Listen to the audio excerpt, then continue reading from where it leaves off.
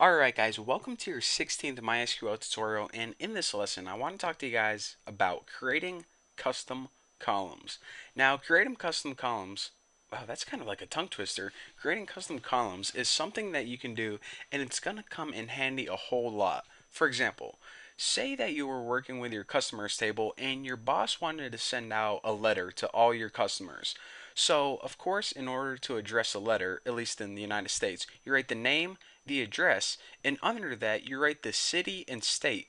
But in order to write the city and state, you typically write it like this. Instead of writing the city and state like that, you write the city with a comma and then the state after it. However, if we go ahead and we look at our customers table, there's no way that we can achieve this because the city and state are two different things, and the comma doesn't come after the city name. So your boss comes in and he's like, Bucky, I need a column that has city, comma, state. And we're like, okay, well, these are the only columns we have to work with. What do you want us to do? Lucky for you, you have been watching my tutorials and you know that there is a way that you can temporarily make your own custom columns. So let me go ahead and use a select statement, but instead of selecting city and state, I'm going to teach you guys about a simple function. Now, I'll go on more about functions later on, but for now, go ahead and type concat. This is short for concatenate, and it's basically a job that MySQL can do that it takes a list of items and it combines those items. Now, the first item we want to combine is city. Now, of course, whenever you're using a list, just separate it with commas. Now, the second item we want to combine is just a string of text. We want to include a comma because, remember, and this isn't MySQL, this is just an example, Adams, comma, NY would be an example of where I live. So in between the city and state, I want a comma and a space. So anytime you are just including raw text, go ahead and put it in between single quotation marks. So a comma and space is the next thing I want, and then the last thing in my list, of course, I need a comma to separate my list, is the state. So again, city, comma and space, state. Now those three things need to be separated with a comma. So now that I'm going to go ahead and select that column, and again, this is a column that I'm going to make up from customers, I can go ahead and run this and check it out. I now created a new custom column that is made up of the city name with a comma and a space after it, and then the state. So Adams is a city. Did I say stity? What the heck is a stity? Adams, comma space, New York. Gary, comma space, Indiana, I think that is. Phoenix, comma space, Arizona. So that is how you can use the concat to pretty much, like I said, concat is short for concatenate, which means join things together. So it takes a bunch of items as a list and it joins them together. You can either join together two columns that already exist, or whenever you want to use text, like maybe a comma, or maybe you want to use a hyphen or a plus sign, you need to include that in between single quotation marks.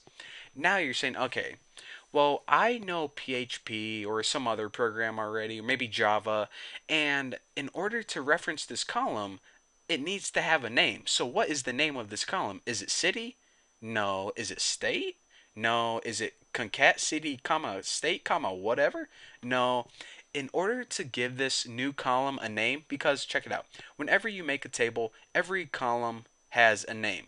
In order to name your new column, you need to specify that whenever you're writing your query.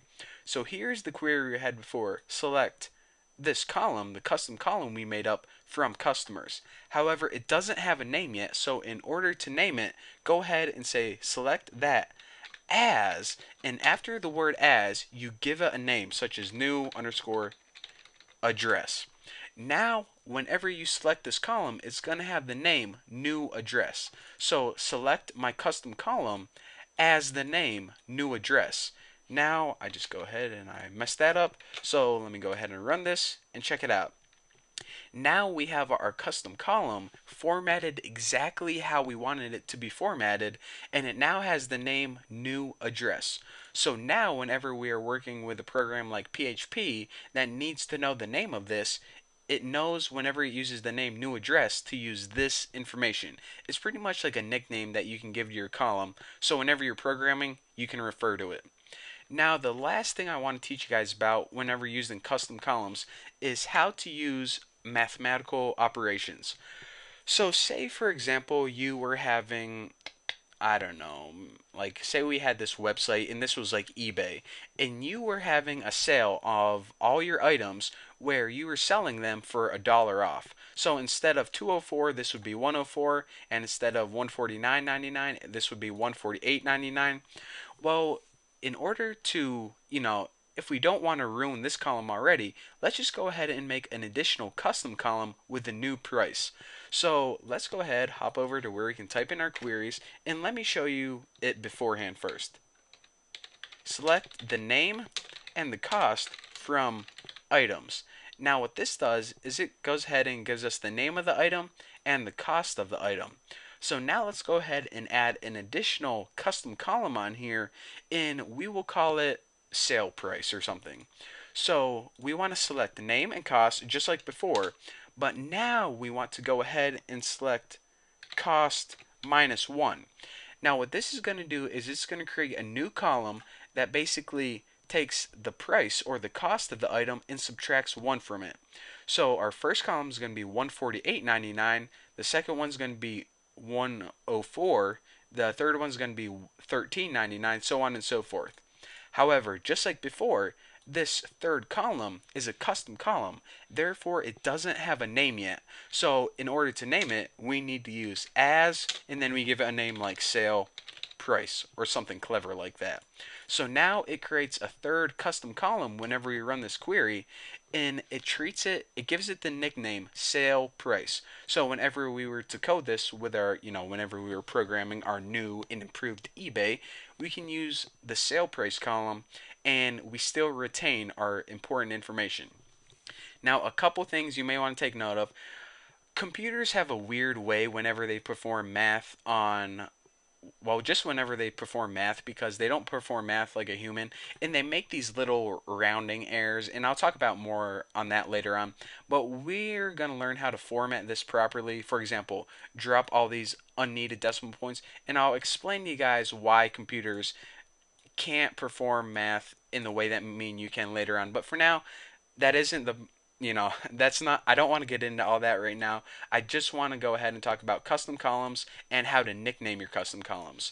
So the last thing I want to talk about is, how I used minus as a simple mathematical operation? You can also use plus, and whenever you want to multiply, you use the asterisk, the symbol above the 8, and that means multiply it by 1, and divide is the forward slash. So again, plus, minus, asterisk for multiply, and forward slash for divide. So, don't look for like a division key on your keyboard or something because it doesn't exist. But anyways, I bet your brains are jam-packed full of information. So please go take a break, go do something else, go watch some TV or something, and when you're ready to finally come back to these tutorials, because I know it's a lot, then you're welcome back. So anyways, thank you guys for watching. Don't forget to subscribe. Don't forget to add me on Google+, and I will see you guys in the next video.